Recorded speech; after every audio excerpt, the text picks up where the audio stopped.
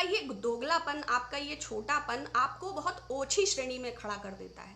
ये वही उत्तर प्रदेश है जहां मिड डे मील में नमक रोटी मिलता है, 1 लीटर दूध में पानी मिला के 32 बच्चों को बांटते हैं और चूहा कॉकरोच मिलना इट्स वेरी वेरी कॉमन। ठोको पॉलिटिक्स है यहाँ पर।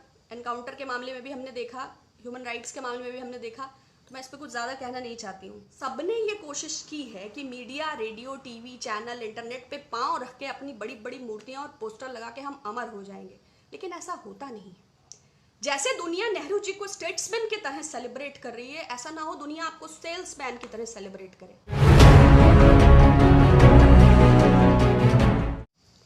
माननीय प्रधानमंत्री जी आत्मनिर्भर उत्तर प्रदेश को संबोधित कर रहे थे और उनके बयान के बाद गरीब कल्याण योजना में भी, कोल के इनॉग्रेशन में भी, योग दिवस पर भी और आज के उनके संबोधन में भी बराबर देश ये जानना चाहता है कि जो दावा उन्होंने किया वास्तविक स्थिति क्या है। सरकार आपकी है, सर्विलांस आपके हैं, व्यवस्था आपकी है, प्रशासन आपका है, लोकसभा राज्यसभा में आपकी संख्या भी बहुत ज्यादा है, तो आखिर जिम्मेदारी किसकी है? प्रश्न भी आपसे ही किया जाएगा। Stop criticising Nehru. उन्होंने संसद बुला के एक एक प्रश्न का उत्तर दिया था। आपने तो प्रेस कॉन्फ्रेंस भी नहीं किया। आपके संबंध मिस्टर शी जिनपिंग से बहुत अच्छे थे। आपने उन्हें फोन करके अब तक ये क्यों नहीं पूछा कि जो सैटेलाइट इमेजेस लगातार आ रही हैं, जो बंकर और मिलिट्री की प्रेजेंस, उनके टेंट्स, उनके ट्रूप्स, उनके सोल्जर्स, जहां हमारे 20 जवान निहत्थे शहीद हुए, वहां पुनः टेंट लगाए जा चुके हैं, वस्तु स्थिति क्या है? आप नेशन को कॉन्फिडेंस में क्यों नहीं ले रहे हैं? क्यों आपके स्टेटमेंट्स कंट्राडिक्टरी और मिसलीडिंग है? माननीय प्रधानमंत्री जी, सिर्फ ट्वीट से या सिर्फ झूठ के बयानबाजी से इतनी बड़ी चीजें नहीं हल हो सकती हैं। भूटान ने असम के गांवों का पानी रोक दिया है, नेपाल पे अलग बवाल है, पाकिस्तान में अलग बवाल है और चीन की स्थिति बहुत दुर्गम है। आपने सर्वदलीय बैठक में जो बयान दे दिया, चाइना उसको बराबर इस्तेमाल कर रहा है। फिंगर 4 से फिंगर 8 तक पुनः अतिक्रमण है। पेंगोंग सो में हम बराबर इमेजेस देख रहे हैं। तो क्या सारे रक्षा विशेषज्ञ झूठ बोल रहे हैं? पूर्व लेफ्टिनेंट जनरल, कर्नल, मेजर सब झूठ बोल रहे हैं। मिनिस्ट्री ऑफ एक्सटर्नल बयान झूठे हैं। रक्षा मंत्री, defence minister, chief of defence, अगर सब झूठे हैं और आप सच्चे हैं, तो आप राष्ट्र को विश्वास में क्यों नहीं लेते? संबोधित क्यों नहीं करते? इस कश्मकश को क्यों नहीं खत्म करते? हमारे लिए हमारे सोल्जर्स इंपॉर्टेंट हैं।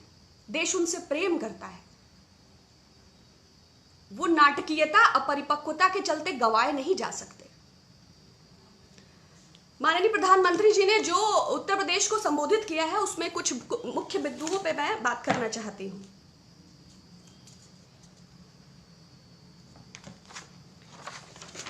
पहले माननीय प्रधानमंत्री जी ने उत्तर प्रदेश के कुछ लाभार्थियों से संवाद स्थापित किया।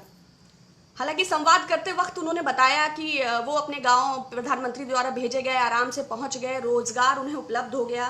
कुछ उन्होंने पशुधन योजना, कुछ उन्होंने मुद्रा योजना, तमाम सारे डिटेल्स दिए। हालांकि बाद में वो हमें पता चल जाएगा, क्योंकि उनकी बोली से स्पष्ट था कि वो भारतीय जनता पार्टी के कार्यकर्ता हैं। अगर गांव में सारे लोग स्वतः पहुंच गए, तो जो राह में 637 से ज्यादा मजदूर मारे गए अलग अलग घटनाओं में, जो बसें वापस हो गईं, जो श्रमिकों के अधिकारों का भयानक अतिक्रमण हुआ, वो क्या था? जो हाईवेज पे हमने देखा, जो लोग, वो क्या था? और लूट लिया राह में। कौन सी ट्रेन आपने चलाई, कब चलाई? जो 40 ट्रेनें अपना रास्ता भूल गई, जो 80 मजदूर ट्रेन के अंदर 2 मिर्चा और 2 ब्रेड और 300 ml पानी में मृत्यु को प्राप्त हो गए, उसकी जिम्मेदारी ना आपके रेल मिनिस्टर ने ली और ना आपने। देश को भ्रामक तथ्य उपलब्ध करा रहे हैं। दूसरा, डेयरी और पशुपालन। पशुपालन मिनिस्टर का जो अभी भ्रष्टाचार का घोटाला आया, उस पर आपने कोई बात नहीं किया। प्रदेश की जो कस्तूरबा विश्वविद्यालय में तमाम सारी अनामिका, दीप्ति और प्रियंका निकल के आई, उस पर भी कोई बात नहीं हुआ। शिक्षक भर्ती घोटाला में जब सत्यार्थ एसएसपी जांच के करीब पहुंचते हैं और उनके हाथ भाजपा नेताओं तक पहुंचते हैं, तो उनका ट्रांसफर हो जाता है और आपकी संसदीय क्षेत्र में आपकी इच्छा अनुसार एक नए अपॉइंटमेंट हो जाते हैं। जब आपके संसदीय क्षेत्र में स्क्रोल की पत्रकारा सुप्रिया रिपोर्टिंग करती हैं आपकी सांसद आदर्श ग्राम योजना के अंतर्गत, तो उन पर FIR हो जाता है। आपको तो उत्तर प्रदेश मेडिकल एसोसिएशन द्वारा सप्लाई घटिया मेडिकल किट के बारे में भी बात करना चाहिए था। आपको बताना चाहिए था आगरा जो वुहान हो रहा है, जो आपके खुद के मेयर ने चिट्ठी लिखी थी, जो 79 पेशेंट्स एडमिट हुए और 28 मृत्यु को प्राप्त हो गए, तो उन दिवंगत के विषयों में आपकी क्या हेल्थ योजनाएं हैं आपको बताना चाहिए था। तो गुमराह करने वाली चीजें हैं। क्वालिटेटिव एंड क्वांटिटेटिव कहा आपने योगी सरकार को, किस आधार पर? हो सकता है गौ हत्या में सीरियस हो, लेकिन ब्रह्म हत्या की गणना अगर आप करेंगे उत्तर प्रदेश में तो आप गौरवान्वित होने के स्थान पर सशंकित हो जाएंगे। आपदा में अवसर, वो तो निश्चय है, वो तो रामदेव से लेके और स्वयं भारत सरकार तक जिस तरह उपक्रमों को बेच रही है, उससे आपदा में अवसर तो आपने, देश कोरोना से जूझ रहा है और आप उसकी आड़ में अवसर लगातार तलाश रहे हैं। हमने देखा, स्पेस टूरिज्म में भी देखा, डिफेंस में भी देखा, कोल में भी देखा, न्यूक्लियर में भी देखा और आपकी कोरोना की तैयारियों को भी देखा। आपकी थाली बजाना, दीपक जलाना और शंख बजाना, घंटा चलाना और कोरोना वॉरियर्स का लगातार बढ़ता संक्रमण और नकली वेंटिलेटर्स और गुजरात के अहमदाबाद की काल कोठरी को भी देखा। तीसरा, उन्होंने कहा यूपी को मुश्किल स्थिति में संभाला, आप पर गर्व है। अब आप उत्तर प्रदेश की स्थिति की विराट उपलब्धियां, क्या विराट उपलब्धियां हैं? क्या शिक्षा मित्रों का मैटर सॉल्व हुआ है? क्या BPED का मैटर सॉल्व हुआ है? क्या उर्दू शिक्षकों की भर्ती का मैटर सॉल्व हुआ है? क्या अनुदेशकों की भर्ती का मैटर सॉल्व हुआ है? उनके प्रदर्शनों को लगातार दमनात्मक तरीके से उत्तर प्रदेश में युवाओं की हालत बहुत गंभीर है। जिस स्थिति में उत्तर प्रदेश के युवा हैं और जो उत्तर प्रदेश में भ्रष्टाचार की स्थिति है, प्रशासन से उत्तर प्रदेश के मुख्यमंत्री योगी सरकार का कोई तालमेल नहीं है और तंत्र सड़ चुका है और दलाल तंत्र बुरी तरह सक्रिय है। पूरा आपका विभाग और आपके जो जिन बाबुओं की आप तारीफ कर रहे हैं, तो थोड़ा गहराई से, थोड़ा सूक्ष्म अवलोकन करना चाहिए। आप भारत के प्रधानमंत्री हैं, झूठ आपको शोभा नहीं देता। आपने प्रधानमंत्री जी ने तुलना की यूरोप के इंग्लैंड, फ्रांस, इटली, स्पेन की जनसंख्या से उत्तर प्रदेश की कुल जनसंख्या 24 करोड़। उन्होंने कहा कि अमेरिका की जनसंख्या 33 करोड़ है। माननीय प्रधानमंत्री जी ने अपने पूरे 6 बरस के कार्यकाल में कोई छुट्टी नहीं ली, उनकी लगातार विदेश यात्राएं थी। एक ही बार उन्होंने छुट्टी ली जब उत्तर प्रदेश के चुनाव थे। निश्चय ही उत्तर प्रदेश महत्वपूर्ण है, क्योंकि नोटबंदी उत्तर प्रदेश चुनाव जीतने की दिशा में सीधा सीधा प्रयास था और भारत की सत्ता को हथियाने में सबसे बड़ा सूबा उत्तर प्रदेश, हिंदी भाषी बेल्ट। तो माननीय प्रधानमंत्री जी, इसमें कोई संशय नहीं है, आपने पूर्व में भी प्रमाणित किया है। तीसरा जो है, परीक्षा माफिया का भी आपने कोई जिक्र नहीं किया। 10 से 12 लाख रुपया प्रति अभ्यर्थी लिया गया है, लिखा पढ़ी में है, STF ने जांच किया है, मेरे वक्तव्य नहीं है। बेसिक शिक्षा मंत्री सतीश द्विवेदी को निष्कासित करने के स्थान पर आप जांच करने वालों का स्थानांतरण कर देते हैं। ये तो मतलब, ये भी आपदा में अवसर है।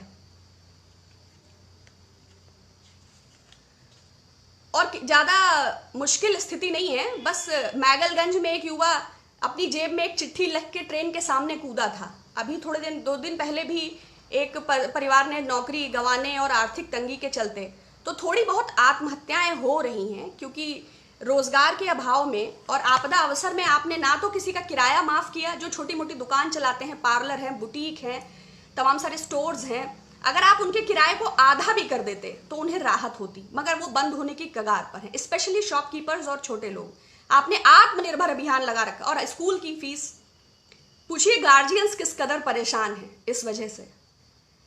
तीसरा, आत्मनिर्भर का जो आप मुद्रा योजना के जो डेटा हैं, 50,000 से कम जिन लोगों ने रोजगार लिया है, आप जो डेटा दिखा रहे हैं, आप ये बताइए क्या 50,000 पान की दुकान और पकौड़े की दुकान खोलने के लिए भी 50,000 से ज्यादा की आवश्यकता होती है? और आप 11 लाख रुपए के व्यक्ति से संवाद कर रहे थे जो ये कह रहा है कि हमने अपने व्यापार में विस्तार किया है, 4 लोगों को नौकरी दी है। कैसे ये संभव है?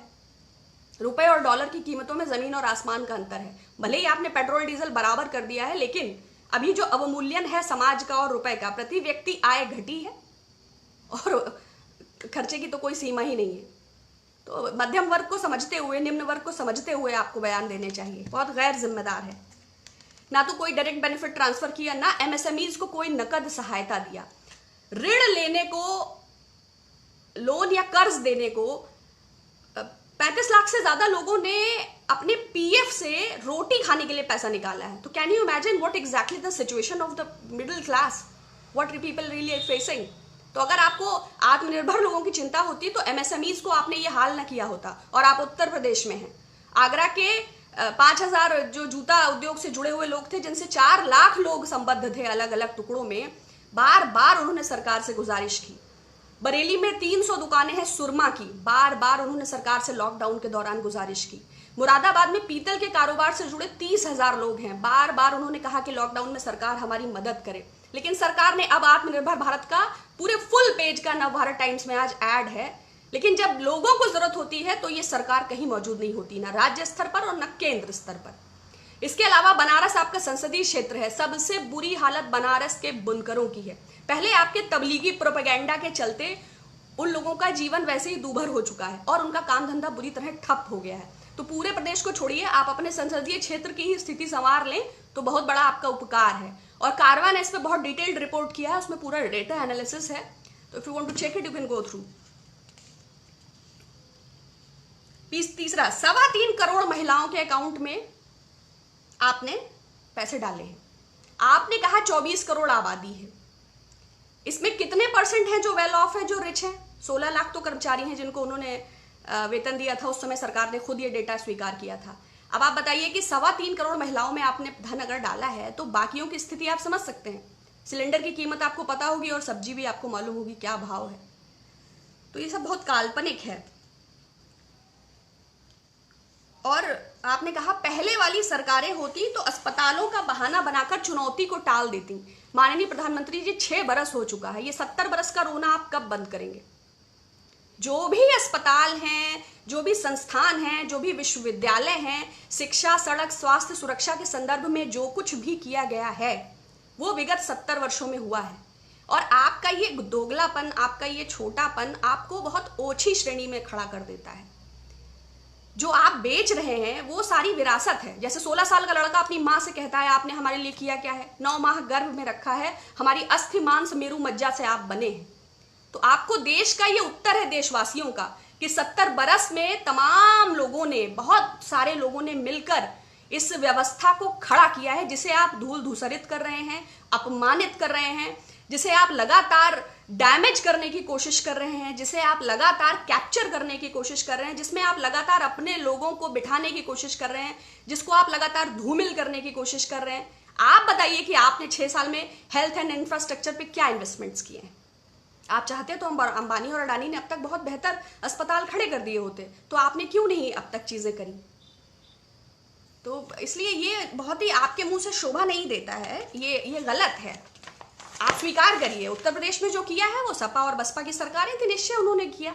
तो show some gratitude to those who have already worked, they are all not fools. किसी की जर्नी पे ऐसे पांव नहीं रखते हैं। Be respectful to others, show some dignity and respect, it's equally important, it must be. मतलब हम आपसे एक्सपेक्ट करते हैं एज अ प्राइम मिनिस्टर कि आपकी लैंग्वेज दूसरों के लिए भी उतना ही अप्रिशिएबल हो जैसा आप अपने लिए आशा करें, इजंट इट?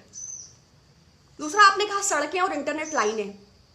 प्रधानमंत्री रोजगार योजना पहले से थी, प्रधानमंत्री सड़क योजना पहले से थी। आप आए, आप कर रहे हैं, आपके बाद कोई और आया वो करेगा। जब सूचना प्रौद्योगिकी आई, जब बैंक्स बनाई गई, तो जाहिर बात है जनधन खाते भी आएंगे, इंटरनेट लाइनें भी डाली जाएंगी। तो श्रेय लेने का मतलब ये नहीं है कि दूसरे के हितों को आप कुचल के आगे चले जाएं। आधुनिक यंत्र दिए गए, अत्याधुनिक मशीनें दी गई, इसका कोई स्पेसिफिक डेटा नहीं है। अगर ऐसा होता तो निश्चय ही अखबारों ने इसको कवर किया होता। जो लाभार्थी 30 लाख आप देख रहे हैं वो भले ही आपको दिव्य नेत्रों से दिख रहे हो, but we are unable to see it. I don't trust, क्योंकि अगर ऐसा होता तो निश्चय ही हमको अल्टरनेट मीडिया के माध्यम से इतना ज्ञात होता।